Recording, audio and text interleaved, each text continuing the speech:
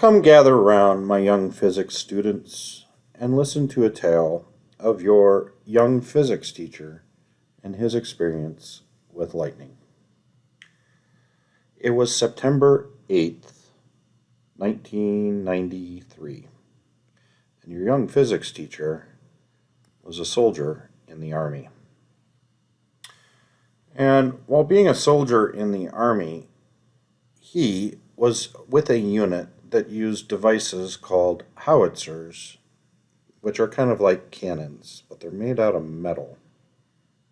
And this particular day, he and his unit were sitting in a very large open field training how to use their weapon system with the tube of the howitzer pointed very high into the sky.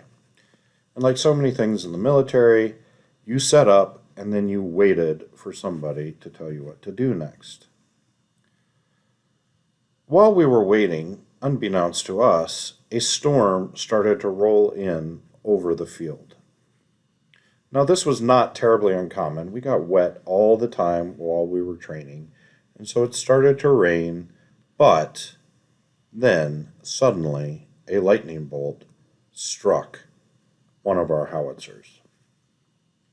Now, this concerned us from a lot of different reasons. This howitzer was ready to fire, and so getting struck by lightning cannot be good for the round that was in our tube.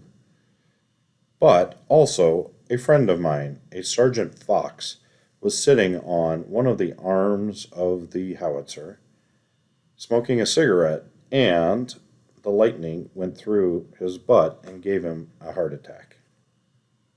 This concerned us a lot. One of the jobs that Mr. Fay had when he was in the Army was to drive a Humvee, which had radios in it. And so my captain told me to bring a helicopter so that Sergeant Fox could be helicoptered back to the fort to the hospital.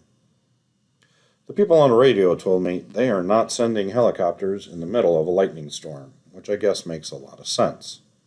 So, our job was to bundle Sergeant Fox into my Humvee so that I can drive him back to the fort so that he could go to the hospital. The whole time this is happening, it is raining. Sergeant Fox is getting soaked. Mr. Fay is getting soaked. And a tree that was about 30 meters away was getting soaked as well. And a second bolt of lightning hit that tree, which is exceptional in and of itself.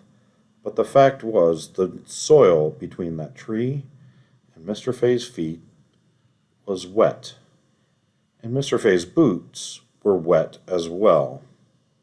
So Mr. Fay, while he didn't get struck by lightning, he certainly felt the tingle. I jumped over my boss in the Humvee to get inside the Humvee to get away from this lightning.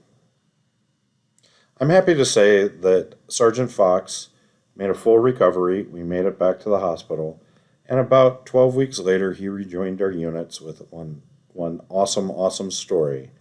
But Mr. Fay had a new appreciation for lightning.